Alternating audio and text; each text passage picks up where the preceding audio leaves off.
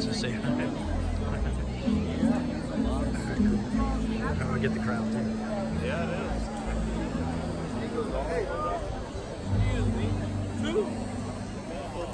That's for her.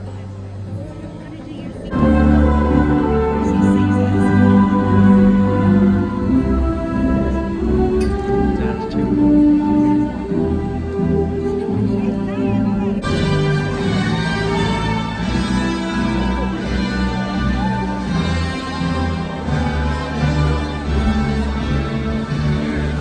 Right there.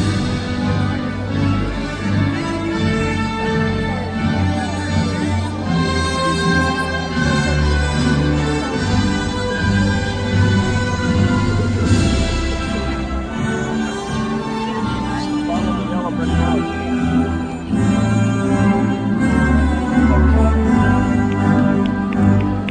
Cherie Kephart. Cherie is ERC's honored commencement speaker for a very special reason. Not only is Cherie a graduate of ERC, but she has credited MMW with encouraging her to venture forth into the world, MMW. And she actually said these nice things about MMW in print. So we just had to get her to speak here today. Cherie Kephart is an award-winning author, an inspirational speaker, best known for a wonderful memoir, A Few Minor Adjustments. After serving as a Peace Corps volunteer in Zambia, Cherie returned to the United States with an African souvenir she did not expect, a mysterious illness that very, very nearly killed her. She fell severely ill and almost died, leaving her with several symptoms that went undiagnosed for many years. Her memoir is an unforgettably frank account of her travels in the world, beginning with her aborted stint in Zambia as a member of the Peace Corps. It narrates the extraordinary and deeply personal travails and eventual triumph over events that befell her while she was still in her young 20s. Somehow, Cherie became a stronger, a more aware, more loving and compassionate person once she had made a few minor adjustments. More books followed. A painful and debilitating illness that almost killed her instead opened up a new and beautiful life and career for her. Cherie's writings have won many awards and received an outpouring of heartfelt responses, motivating her to share her experiences and insights with people throughout the world. And so it is my great pleasure to ask Cherie to deliver ERC's commencement address for 2019. Cherie, please.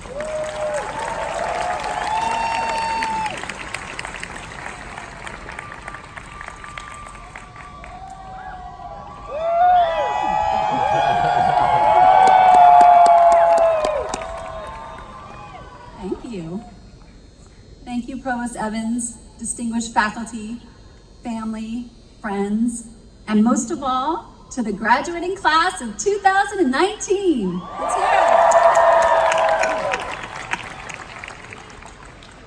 I am so honored to be here today.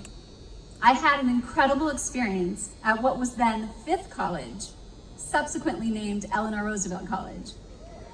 And yes, that even includes taking MMW.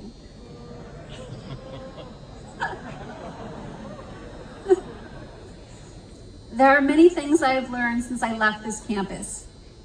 It was difficult to choose what to share with you today as you move on to the next part of your life journey. What kept coming back to me is a subject I know a lot about: fear. You may be experiencing some fear right now. For example, you may be afraid that you will never be able to pay off your student loans. By the way, I'm not a billionaire, and I won't be able to help you with your student debts. I know.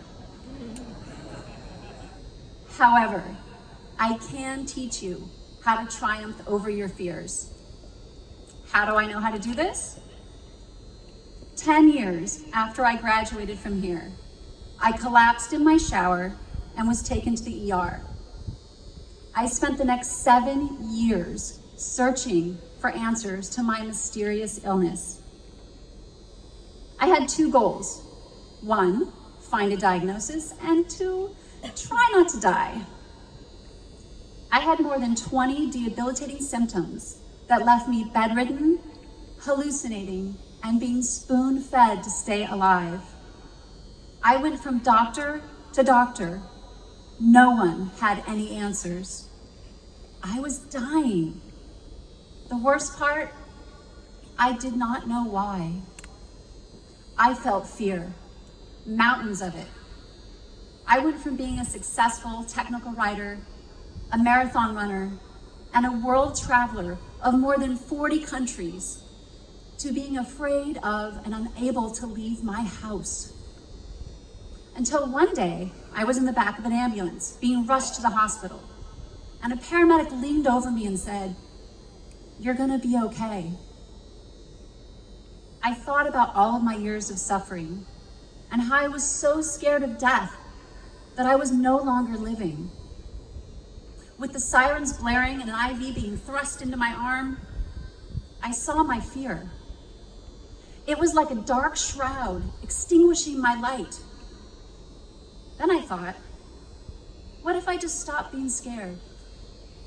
What if I took a chance and released my fear? How would it feel? I figured I could always go back to the fear. I mean, I had nothing to lose since I was already dying. So I tried it. My body and mind instantly relaxed. The overall feeling was euphoric, and it wasn't from what they put in my IV. So I looked up at the paramedic and said, "You're right. Even if I die, I'm gonna be okay." With that realization, I felt free.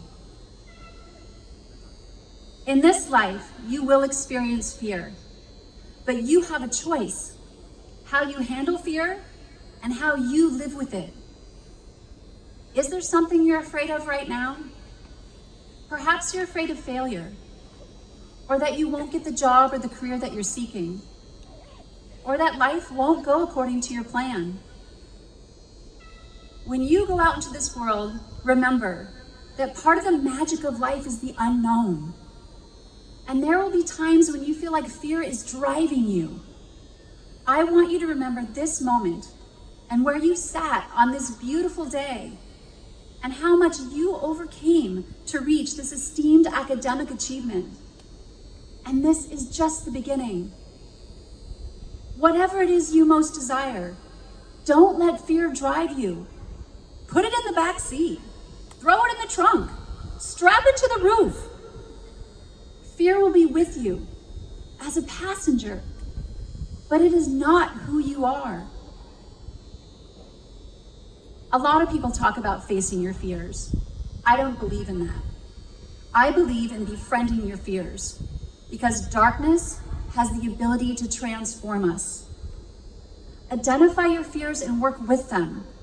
Thank them for guiding you to see what you need to see, because your education does not stop here. Each and every day of your life is a classroom. The difference now is that you are the author of your curriculum. So what if you gave that to yourself as a present today? The knowledge that you can write the life that you want to live. And that whatever happens in this life, you will be okay.